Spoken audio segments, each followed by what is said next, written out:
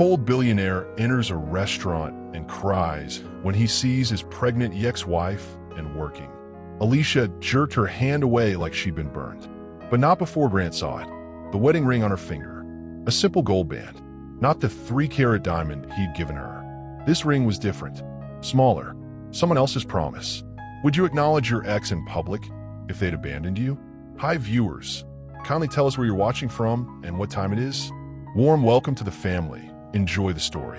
He built a billion-dollar empire but lost the only thing that mattered, and didn't realize it until he saw her pregnant belly behind a diner counter. Nobody expected Grant Whitmore to cry in public. The man who fired 300 employees without blinking. The tech mogul who crushed competitors like bugs. But there he sat in a greasy Atlanta diner, tears rolling down his designer suit, staring at the woman he'd thrown away. Alicia looked different, tired. Her uniform was stained with ketchup and her feet were swollen in cheap sneakers. But that belly, God, that belly was unmistakable. 7, maybe 8 months along. She moved slowly between tables, refilling coffee for truckers and construction workers who left all her tips. Grant's business partners shifted uncomfortably in the vinyl booth. They'd driven here from downtown Atlanta after their investor meeting fell through. Can we just order and leave? Marcus Chun whispered, checking his Rolex. But Grant couldn't move, couldn't breathe. The last time he'd seen Alicia, she was signing divorce papers in his lawyer's office. 18 months ago, she'd worn that blue dress he bought her in Paris. Her hand shook when she signed her name. Now she was pregnant, working in a diner. And when that nosy customer at table 6 asked if Grant was her husband, Alicia didn't even look his direction. He was, she said, wiping down the counter with practiced efficiency. Until he chose his empire over our baby. The words hit Grant like a physical blow. His chest tightened, his vision blurred. Because 18 months ago, Alicia wasn't pregnant. Or was she? His mind raced backward. Their last night together. The fight about his IPO plans. How she'd beg him to wait. To think about starting a family first. He'd called her selfish. Said she didn't understand business. That babies could wait, but opportunities couldn't. The diner went quiet except for the sizzle of bacon on the grill. Every eye was on Grant as he stood up, his chair scraping against linoleum. He walked toward the counter where Alicia counted tips with shaking fingers. "Lish," he said quietly. She didn't look up. "That'll be $42.50 for your table. Look at me. Cash or card?" Grant reached across the counter, his fingers brushing hers. The contact sent electricity through both of them. Muscle memory from 2 years of marriage, of nights when they couldn't keep their hands off each other. When success meant making her laugh, not making millions. Alicia jerked her hand away like she'd been burned. But not before Grant saw it. The wedding ring on her finger. A simple gold band. Not the 3-carat diamond he'd given her. This ring was different. Smaller. Someone else's promise. "You're married," he whispered. Alicia finally looked at him. Her dark eyes held no warmth. No recognition. Nothing but exhaustion and something that looked like pity. "I moved on, Grant. Some of us don't have a luxury of standing still." She turned away, her hand resting protectively on her belly.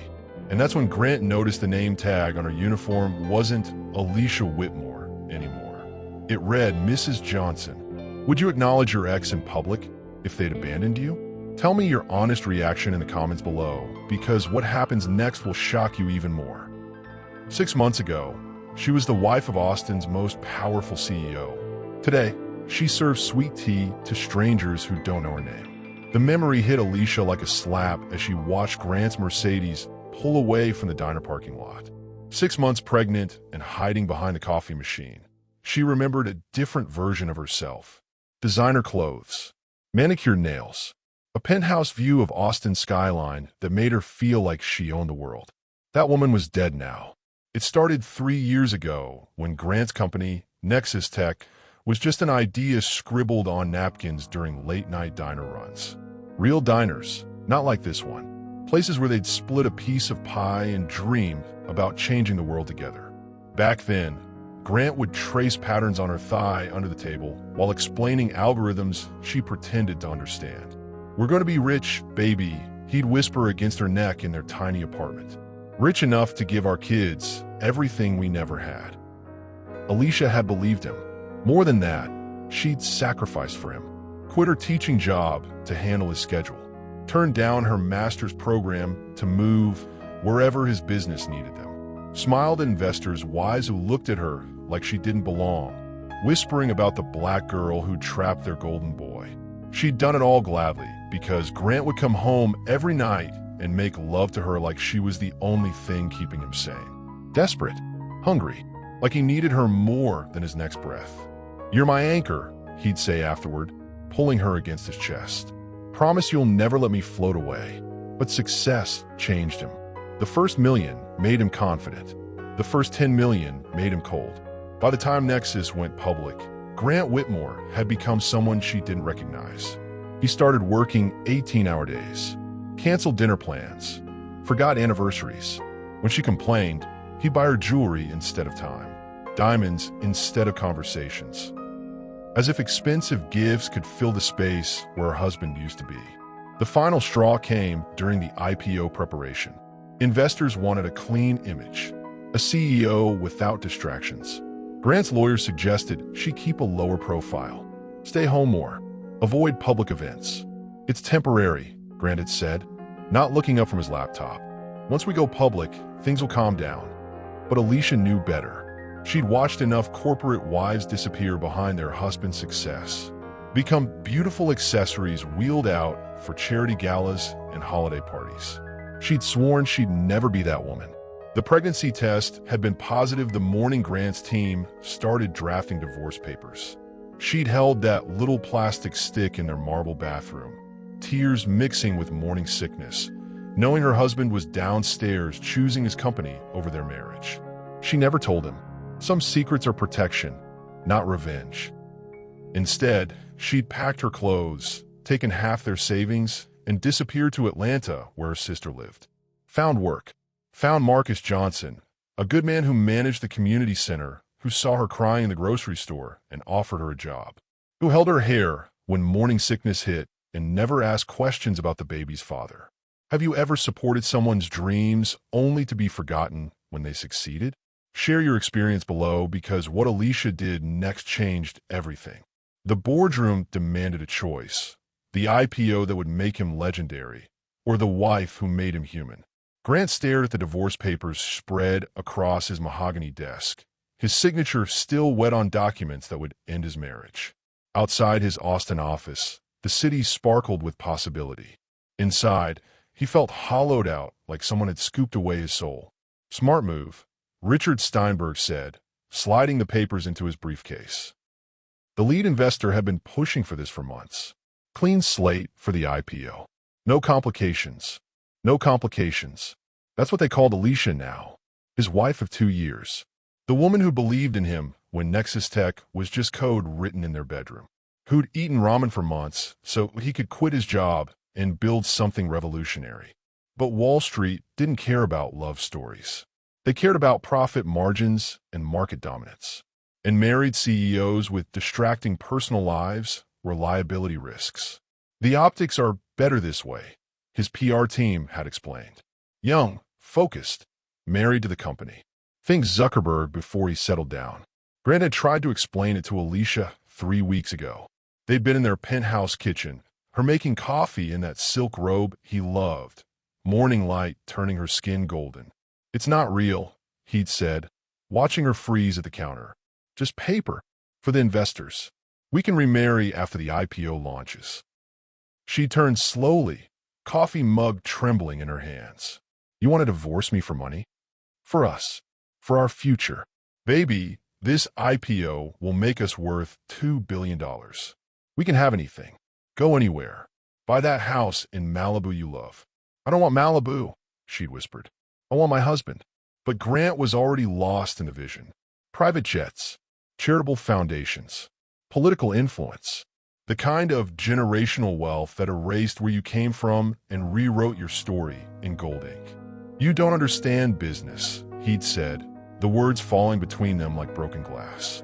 "This is how empires are built, with sacrifice." Alicia had set down her mug with shaking hands. "And what am I sacrificing, Grant? What are we sacrificing?" He'd reach for her then, try to pull her close like physical touch could bridge the gap his ambition had created. She felt so small in his arms, fragile, like she might disappear if he held her too tight. "I love you," he'd said against her hair. That won't change. But love wasn't enough anymore, not when billions were at stake. Their last night together had been desperate, frantic, Alicia crying beneath him as he moved inside her. Both of them knowing this was goodbye even if they couldn't say it. She'd whispered his name like a prayer, scratched his back like she was trying to leave permanent marks, something to remember her by.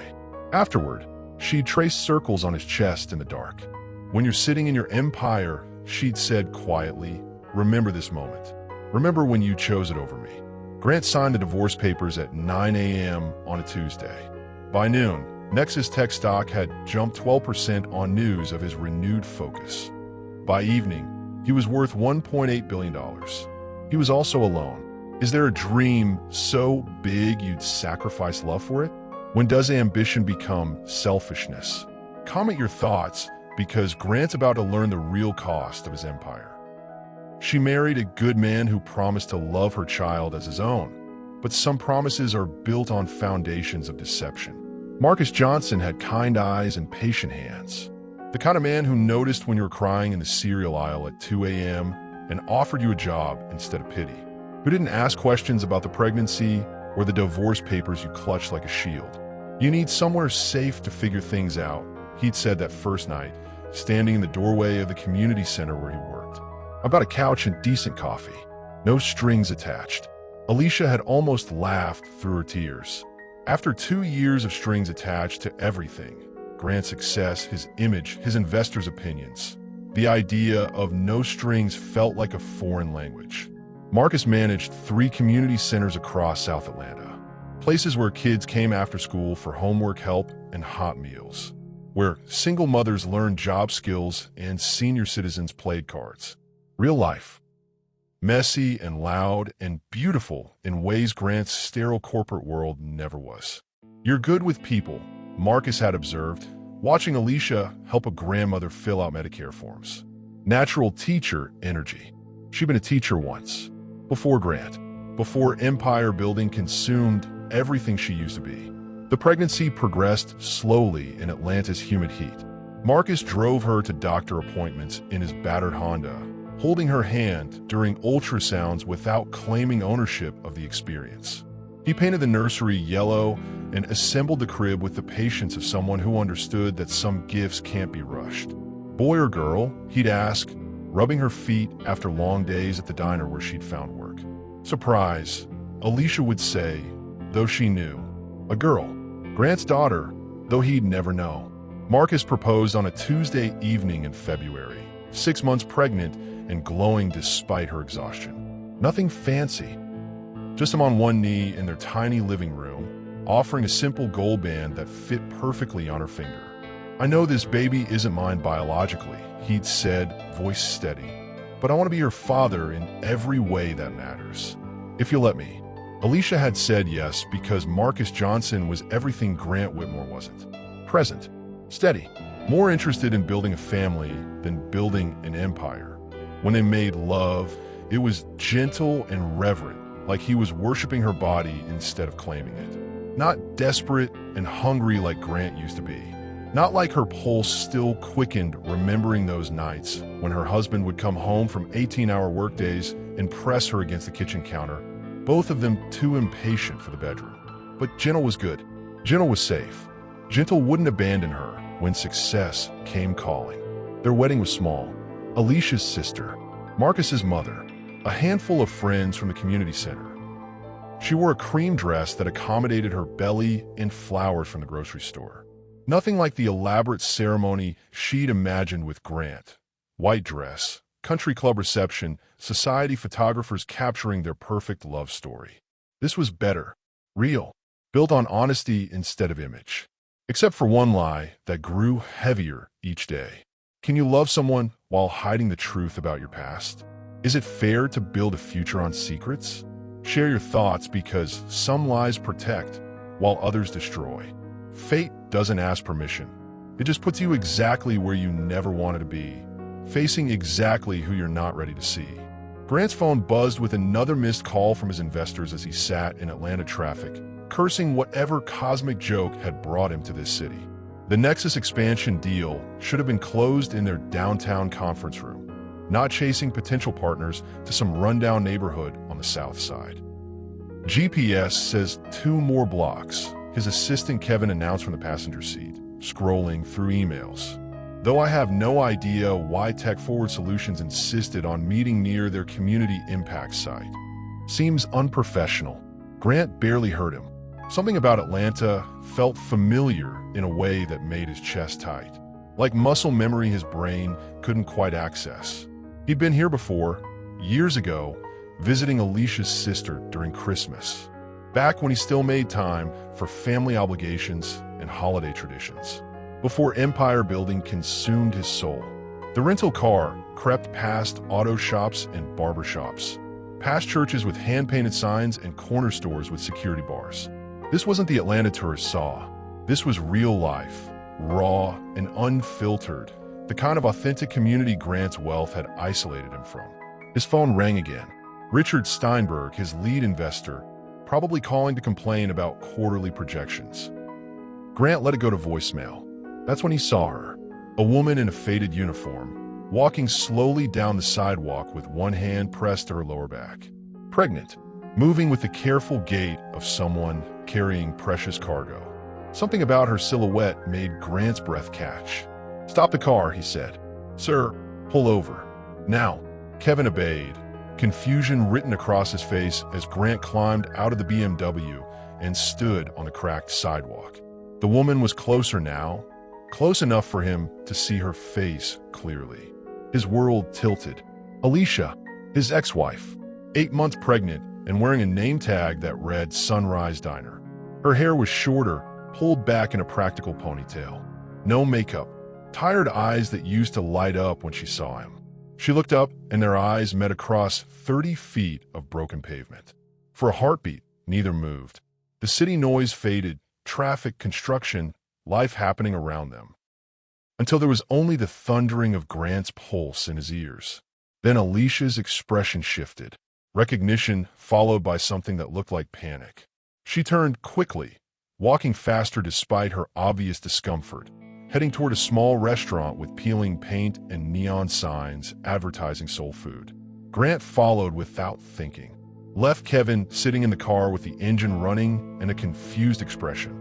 Left the multi-million-dollar deal waiting in some conference room. Left rational thought behind as he pushed through the diner's glass door and entered a world that smelled like bacon grease and heartbreak. The collision happened in slow motion. 20 months of separation. 2 lives that had splintered apart, crashing back together in a place neither expected to be. Alicia stood behind the cash register, her belly unmistakable now, her wedding ring catching the overhead lights. A different ring, someone else's promise. And Grant realized that some accidents change everything. Do you believe in fate or coincidence? Have you ever been thrown back into someone's path when you least expected it? Drop a comment, because what happens next will leave you speechless. The DNA test would prove everything, but some truths destroy more than they reveal. I want a paternity test. Grant's words cut through the diner's morning bustle like a knife. Alicia's hand froze on the coffee pot, her knuckles going white as every customer turned to stare. The pregnant waitress and the billionaire in the $1,000 suit, playing out their drama for an audience of truckers and construction workers. "Excuse me." Alicia's voice was deadly quiet. "You heard me."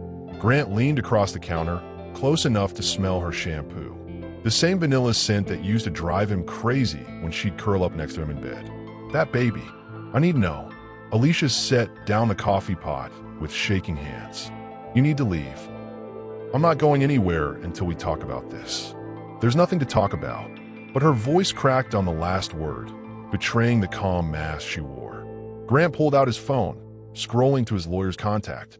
James Patterson, best family attorney in Texas. He can have the paperwork drawn up by this afternoon. "Put that away." Alicia grabbed his wrist, her touch sending electricity through both of them. The same jolt they'd felt during 2 years of marriage.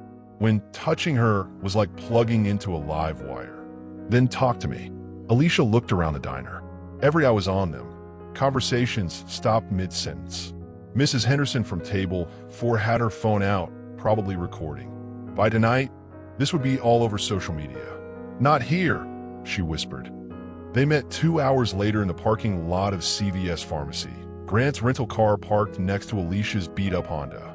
She sat in the passenger seat of his BMW, her belly pressed against the dashboard, both of them staring straight ahead like they were afraid to look at each other. When? Grant asked finally. When what? When did you know you were pregnant? Alicia was quiet for so long Grant thought she wouldn't answer. Then, the morning you had your lawyers draft the divorce papers. Grant's chest felt like someone had punched a hole through it. Why didn't you tell me? What would you have done? She turned to face him, and Grant saw tears she was fighting to hold back. Cancel the IPO? Tell your investors sorry. Wife's pregnant. Empire will have to wait.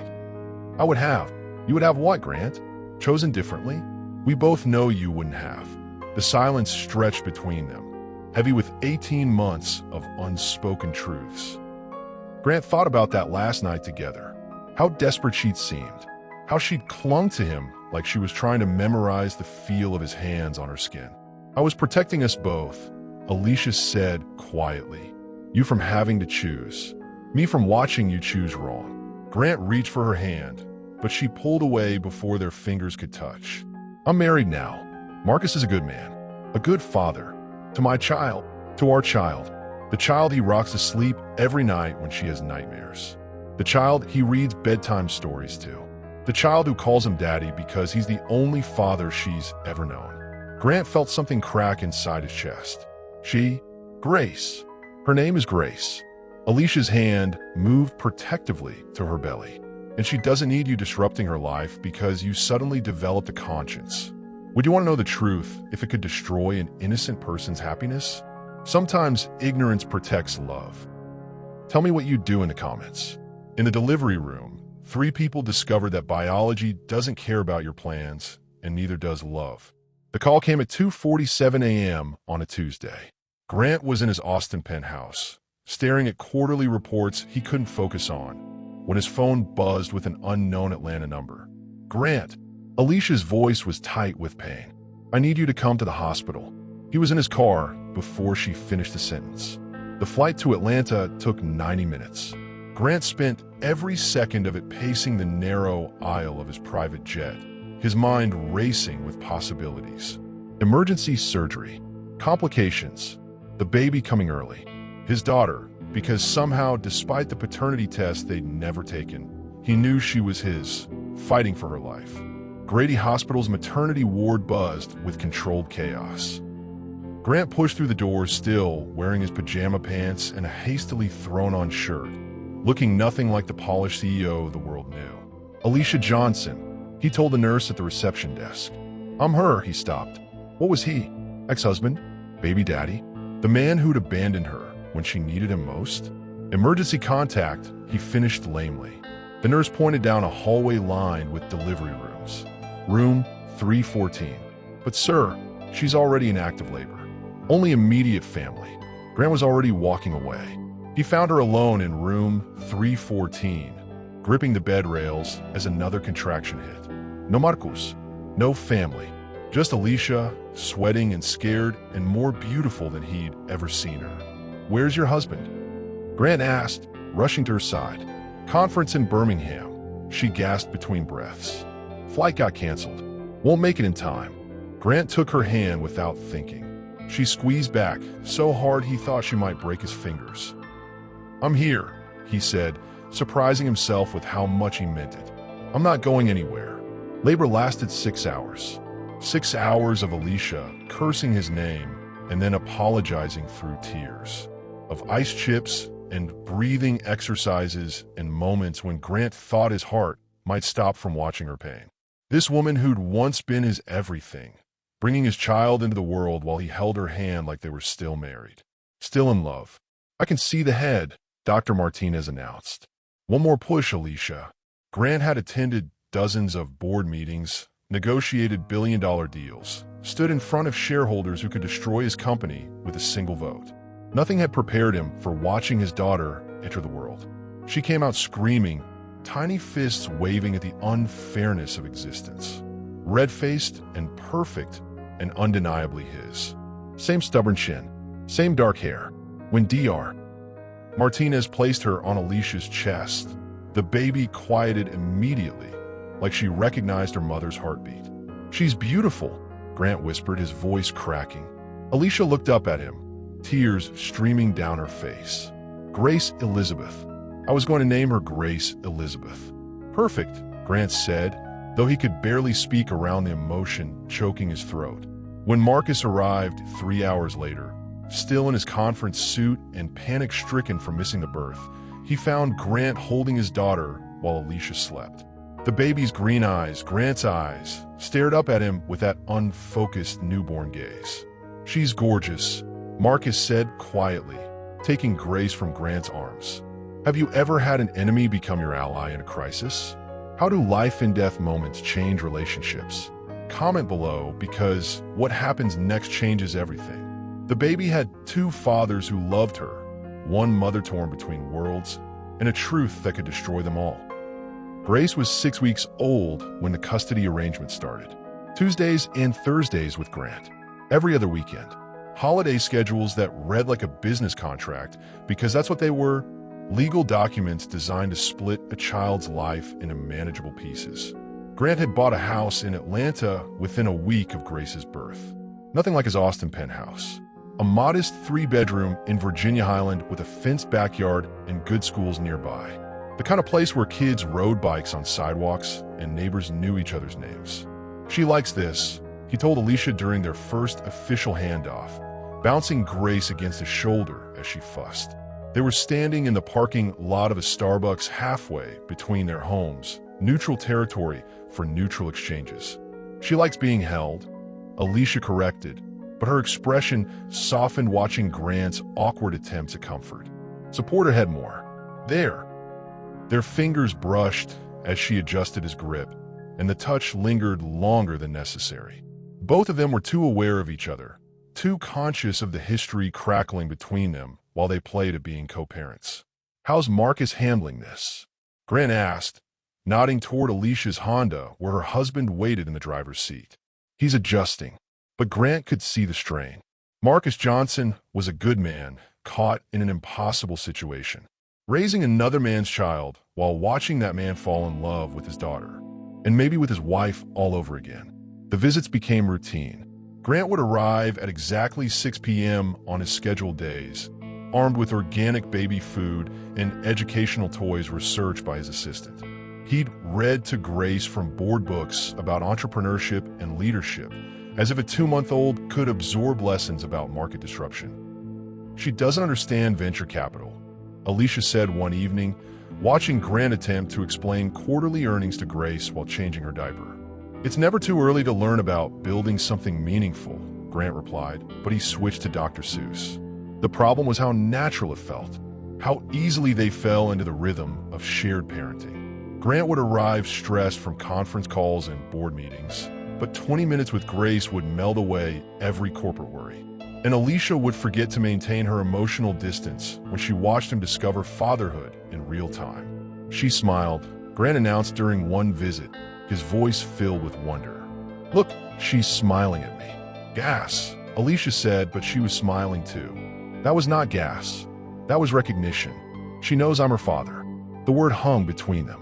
Father, not biological contributor or weekend visitor. Father. Marcus felt the shift too. Grant could see it in the way he held Grace a little tighter during transitions. How he positioned himself protectively between Grant and Alicia, like he was guarding territory that felt less secure each week. "This isn't sustainable," Marcus said one evening after Grant left. They were in their kitchen, Grace asleep in her bouncer between them. "He's here more than he's not." Alicia didn't answer because they both knew Marcus was right. 3 lives were being held together by legal agreements and good intentions, but something had to give. Can a child have too much love? How do you balance multiple people's claims on your heart? Share your thoughts because the breaking point is coming. Marcus was a good man who deserved the truth, But the truth was about to cost him everything he'd built his identity around. It happened on a Sunday morning in October. Grace was 4 months old, babbling happily in her high chair while Marcus made pancakes and Alicia folded laundry. Domestic bliss that looked perfect from the outside, but felt fragile as spun glass. That's when Grace said her first word. Not mama or dada, not even baba or some meaningless baby sound. Grant, clear as daylight, unmistakable. She'd been reaching for the TV remote when Grant appeared on the morning news, some interview about Nexus Tech's latest acquisition. And Grace had looked directly at the screen and said his name. Marcus dropped the spatula. Alicia stopped folding mid-shirt, her hands trembling as Grace repeated the word, giggling like she'd discovered something wonderful. Grant, Grant, Grant. She's 4 months old, Marcus said quietly, his back still turned to them. Babies don't say real words at 4 months. But they both knew Grace wasn't like other babies. She'd been alert from birth, tracking faces with startling focus, rolling over early, reaching for things with purpose that seemed beyond her age. Smart, like her father. Marcus, Alicia started. How often does she see him? Marcus turned around, his face carefully controlled, but his eyes betraying the hurt. Really, not just the scheduled visits. How often? Alicia couldn't meet his gaze, because the truth was more complicated than court documents. Grant had been coming by 3, sometimes 4 times a week, to help with late-night feedings when Grace was colicky, to fix the broken air conditioner Marcus couldn't afford to repair, to bring groceries and baby supplies and excuses to be near his daughter. Near Alicia, she recognizes his voice. Marcus continued, each word measured and calm. From TV, from phone calls, from him being here, so much she thinks he lives here. Grace chose that moment to reach for Marcus, babbling Grant again as she grabbed for his shirt. The irony wasn't lost on any of them. I love her, Marcus said, lifting Grace into his arms. God help me, I love her like she's mine. But she's not, is she? She'll never be mine. Not really. Alicia felt her world cracking apart. You are her father, in every way that matters. Except biology. Except the way she lights up when he walks in the room. Except the way you light up when he walks in the room. The accusation hung between them, true and terrible. I don't. Yes, you do. Marcus kissed Grace's forehead, breathing in her baby smell like he was memorizing it. You still love him. Maybe you never stopped. And I can't compete with that. I won't make this baby choose between her parents because her stepfather can't handle sharing. That evening, while Grace napped, Marcus packed his bags. Not angry, not dramatic, just quiet and heartbroken and too good a man to make this harder than it already was. I'll always love her, he said, standing in the doorway with his suitcase. And I'll always love you, but I can't love myself through this lie anymore. The door closed with a soft click, taking the only stability Alicia had known since Grant left her. When is love not enough? Can you forgive someone for loving someone else's child as their own? Tell me in the comments, because what happens next will break your heart. The courtroom became a battlefield where love was measured in bank accounts and character was dissected by strangers. 6 months after Marcus left, Grant filed for full custody. Not joint custody, not expanded visitation.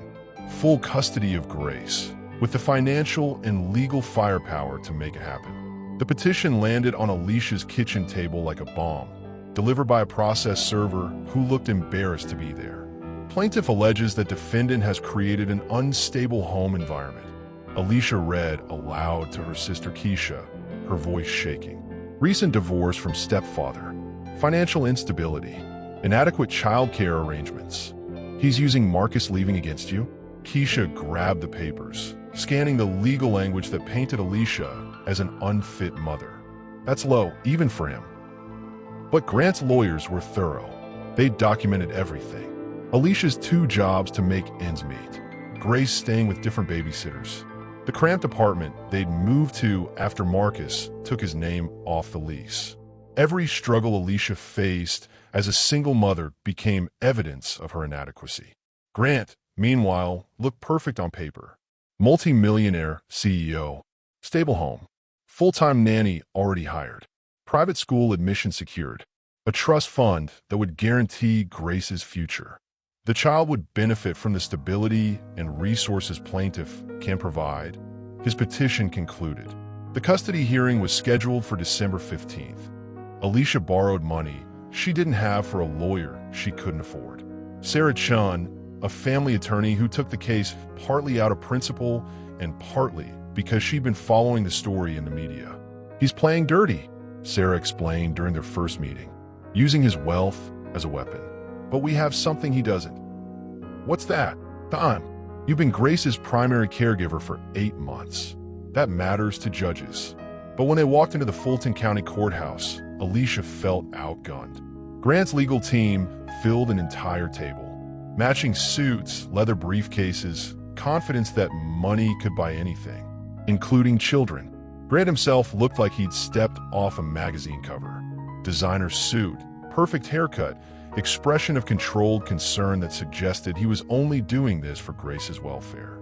When their eyes met across the courtroom, Alicia saw no trace of the man who'd held her hand during labor. This was Grant Whitmore, CEO, cold, calculating, ruthless. The hearing lasted 3 days.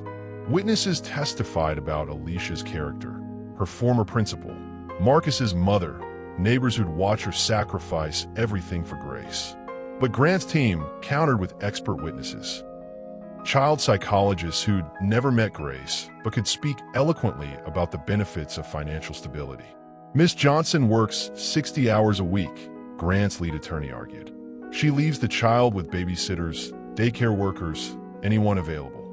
Mr. Whitmore can provide full-time, professional childcare and his undivided attention. Because he can afford not to work? Sarah shot back. That's not better parenting. That's privilege. On the final day, the judge called both parties to approach the bench. Judge Maria Santos, a stern woman in her 60s who'd heard every custody dispute Atlanta had to offer. This is about a child's welfare, she said quietly. Not your feelings, not your bank accounts. What's best for Grace? Her decision shocked everyone. Joint custody, but with conditions that would force Grant and Alicia into close proximity for the next 16 years. Shared holidays, coordinated school decisions, family therapy sessions. You'll learn to co-parent, Judge Santos declared, or you'll both lose her. Does money make you a better parent? Should wealth determine custody? Share your thoughts on family court fairness, because the real battle is just beginning.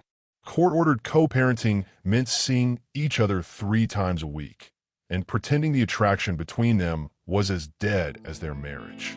The judge's decision changed everything. Joint custody with mandatory family meetings. 3 days a week, Grant had to be present for Grace's care. Not just pick up and drop off. Real parenting. Together. The first Tuesday was awkward as hell. Grant arrived at Alicia's apartment with organic baby food and designer toys. She opened the door in sweatpants and a stained shirt, hair pulled back, looking exhausted. "You're early," she said. "I brought dinner." He held up bags from an expensive restaurant. "For all of us." Grace crawled toward him, babbling happily. When she reached his legs, she pulled herself up and smiled. That smile hit him every single time. "She missed you," Alicia admitted quietly. They ate in silence while Grace made a mess with her food. Grant tried to help clean up. Alicia tried to let him, both of them dancing around each other in the small kitchen. "You don't have to do that," she said when he started washing dishes. "I want to." Their hands brushed, reaching for the same plate. Neither pulled away immediately. The second week got easier. Grant learned Grace's bedtime routine, how she liked her bottle warmed, which songs made her laugh. He watched Alicia move around the apartment like she'd built a whole life in this small space. She was different now, stronger, more sure of herself. It was attractive in a way that caught him off guard. By the 3rd week, they were actually talking. "How's work?" he asked while Grace napped between them on the couch. "Good. The diner owner is teaching me about running a business. I might open my own place someday." "You always wanted that," he remembered. "You never listened when I talked about it before." The truth stung because it was accurate. He'd been too busy building his empire to hear her dreams. Thursday night, Grace got sick. Fever spiking fast. Alicia called Grant in a panic. "Meet us at the hospital," she said. He broke every speed limit getting there. Found them in the emergency room, Grace crying, Alicia holding her close. They said it's just a virus, Alicia whispered. But she's so little. Grant pulled them both into his arms without thinking. Alicia didn't resist. They spent the night in Grace's hospital room, 2 chairs pushed together, taking turns checking her temperature. Around 3 a.m., exhaustion won. Grant woke up with Alicia's head on his shoulder, her hand on his chest. Grace was sleeping peacefully in her crib, the monitors beeping steadily. For a moment, it felt like family. Real family.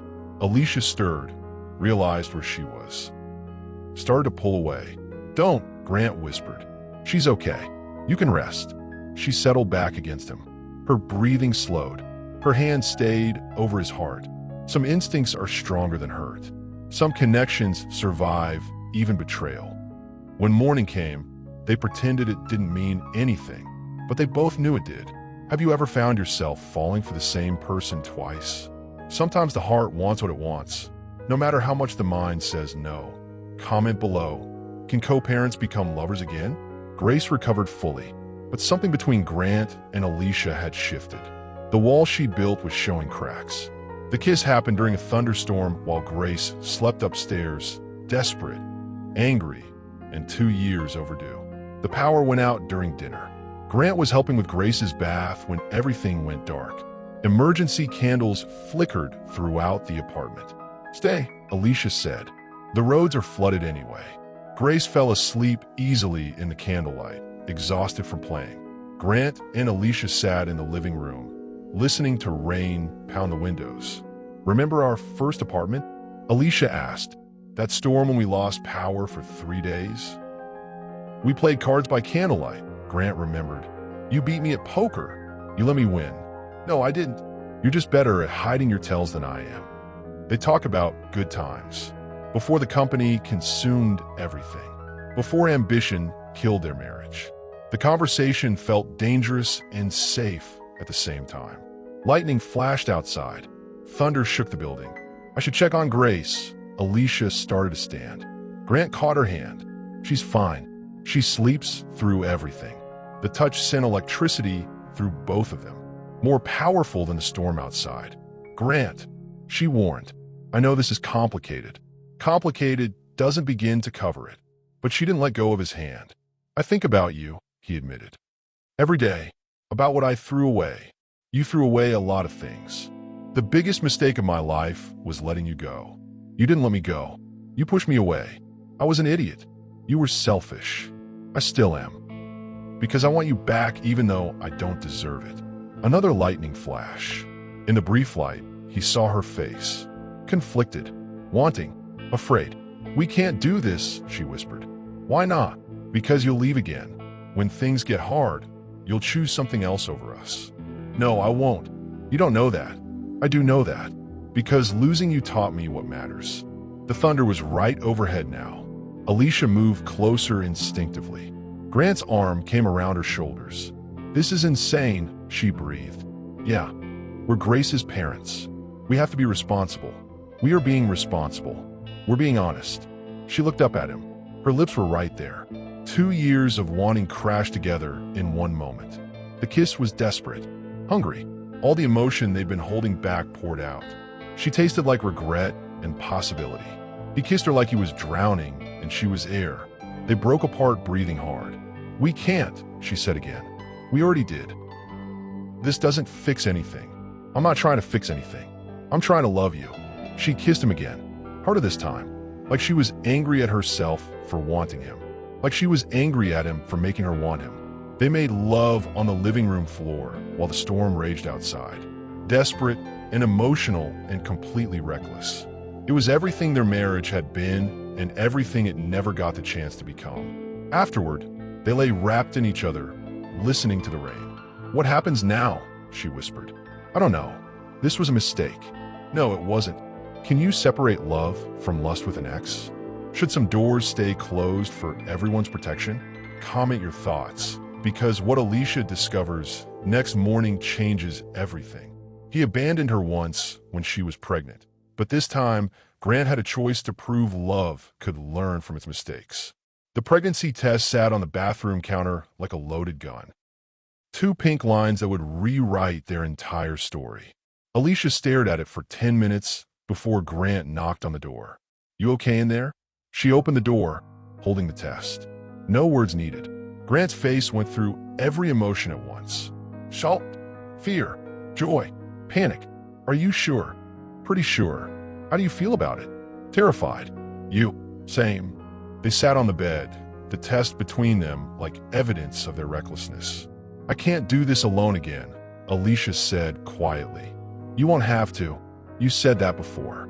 This is different." "Ow, because I'm different. Because losing you taught me what I really care about." Pretty words, Grant. But when your company needs you, the company can wait. It can fail. It can disappear completely. You and Grace and this baby, you're my real life. Everything else is just work. She wanted to believe him. But trust, once broken, grows back slowly. "I need to see it," she said. "Not just hear it. Then watch me." The next 8 months became a masterclass in second chances. Grant showed up to every doctor's appointment, not just the important ones. Every single one. He asked questions, took notes, held her hand during ultrasounds. He learned to change Grace's diapers properly, fed her breakfast every morning he could, read bedtime stories with different voices for every character. When Alicia had morning sickness, he brought her crackers and ginger tea. When she couldn't sleep, he rubbed her back until she could. He moved out of his penthouse and into an apartment 5 minutes away. Not to pressure her, just to be available. "You don't have to prove anything," she told him one evening while Grace played with blocks on the floor. "Yes, I do. To you. To Grace. To myself. What if the company suffers? Then it suffers. I built one empire. I can build another. But I can't rebuild what we have if I lose it again." The vulnerability in his voice was real. She could hear it. Around month 6, something shifted. The walls she'd built started coming down. Not all at once. Brick by brick. He proved he meant it when work calls came during Grace's bedtime, and he let them go to voicemail. He proved it when his board demanded emergency meetings, and he said, "Schedule around my family time." He proved it when investors threatened to walk, and he said, "Let them walk." "Are you sure about this?" Alicia asked one night as they felt the baby kick. "I've never been more sure of anything. Even if it costs you everything. It won't cost me everything. It'll give me everything." Grace crawled over and put her tiny hand on Alicia's belly. The baby kicked against her palm. Grace giggled. "Big sister," Grant said softly. "Think she'll be good at it? She's got the best teachers." Do people really change, or do they just get better at hiding their true nature? Can love survive being rebuilt? Share your thoughts, because what happens next will test everything Grant claims to believe. History repeats itself until you choose to break the cycle, even when that choice costs you everything you've worked to build. The call came at 2 in the morning. Alicia was 7 months pregnant, sleeping fitfully beside him when Grant's phone exploded with notifications. "What is it?" she mumbled. Grant's face went pale reading the messages. The Singapore deal collapsed. The investors are pulling out. The company is in trouble, she finished, suddenly wide awake. Major trouble. If I don't go to Austin by morning, we lose everything. The IPO, the funding, all of it. Alicia sat up slowly, her hands on her belly. The baby was moving restlessly, like it could sense the tension. "So go," she said quietly. "What?" "Go to Austin. Save your company." "Alicia, it's fine. It's what you do." "No, it's not fine. And it's not what I do anymore." "Grant, this is your life's work. You can't just..." "Yes, I can. Watch me." He turned off his phone and put it in the drawer. "That's not going to make the problem disappear," she said. "No, but makes my priorities clear. Your priorities should include not losing millions of dollars. My priorities are in this room. You, Grace, the baby. Everything else is negotiable." Alicia stared at him. "You're serious. Dead serious. They'll destroy you. The board, the investors. Let them try. Grant, you worked 10 years to build this. And I'll work 10 more years to build something else if I have to. But I won't make the same mistake twice." The phone in the drawer kept buzzing. Text after text. Call after call. The sound of an empire crumbling in real time. "Answer it," Alicia said finally. No. Answer the phone, Grant. Why? Because I need to see if you really mean what you're saying, or if you're just scared to face what you might choose. Grant looked at her for a long moment. Then he opened the drawer and answered the phone. Grant, thank God. His business partner's voice was frantic. We need you here now. The Koreans are walking. The banks are calling in loans. Handle it without me. What? You heard me. Handle it. Grant, this is everything. This is your company. No, it's not. It's a company. My company is 3 feet away from me, pregnant with my child. You can't be serious. I've never been more serious. If you don't come, we lose it all. Then we lose it all. He hung up, turned the phone off completely, put it back in the drawer. There, he said. That's my choice. Alicia was crying. Not sad tears. Something else. You just lost everything, she whispered. No, I didn't. I kept everything that matters. Your company will survive or it won't. Either way, I'll be here when our son is born. I'll be here when Grace takes her first steps. I'll be here for breakfast and bedtime and all the moments in between. What would you sacrifice for love the second time around? Is redemption possible for everyone? Because what Grant discovers about real wealth will change how you measure success. 3 years later, the empire Grant had built was smaller, but the family he'd created was everything, proving that some victories are measured in bedtime stories, not stock prices. The breakfast table was chaos in the best possible way. Grace, now 4, was explaining why her stuffed elephant needed pancakes too. Baby Marcus, 18 months old, was finger painting with syrup. Alicia was trying to eat while nursing their newborn daughter, Emma. Grant sat in the middle of it all, completely content. Daddy, Elephant is hungry, Grace announced. Then Elephant better eat his pancakes before they get cold, Grant replied seriously, moving a tiny piece of pancake toward the stuffed animal. Marcus giggled and clapped his sticky hands. Emma made tiny baby noises. Alicia smiled at the beautiful mess of their life. The company had survived barely. Grant's choice to stay home during the crisis cost them the major deals, but it didn't kill them. Just made them smaller, more manageable, more family-friendly. Grant rebuilt it differently this time. Flexible hours, remote work options, generous family leave, profit sharing with employees, success measured in work-life balance, not just revenue. You know what I realized? He said to Alicia while cleaning syrup off Marcus's face. What? I spent 10 years building an empire I was afraid to lose. Now I've got an empire I can't wait to come home to. The house they bought wasn't a mansion, just a regular 4-bedroom in a good school district. Big backyard for the kids. Front porch where they drank coffee in the mornings. Grace started preschool and came home every day with stories. Marcus was walking now, getting into everything. Emma was the world's happiest baby, smiling at everyone. Remember when you thought success meant working 100 hours a week? Alicia asked one evening while they folded laundry together. I remember thinking that time away from family was the price of providing for family. Turns out the providing was just an excuse for being scared of actually being present. What were you scared of? Failing at the one job that actually mattered. Being a husband. Being a father. It was easier to hide behind work than risk not being good enough at love. And now I know I'm not perfect at it, but I'm here to learn. Every day, the kids were in bed. Emma finally asleep after 3 attempts. Grant and Alicia collapsed on the couch, exhausted but happy. Do you miss it? She asked. The big deals, the adrenaline, building an empire? I didn't give up building an empire, Grant said, pulling her close. I just changed my definition of empire. He gestured around the house. Toys scattered everywhere. Family photos on every surface. Height marks on the door frame, tracking the kids' growth. This is my empire. 3 kids who think I hung the moon. A wife who forgives my mistakes and challenges me to be better. Dinner table conversations about superheroes and homework and who got the biggest cookie. That's a pretty small empire by some standards. It's exactly the right size for me. Later that night, after Alicia fell asleep, Grant walked through the house, checked on each child. Grace sleeping with her elephant.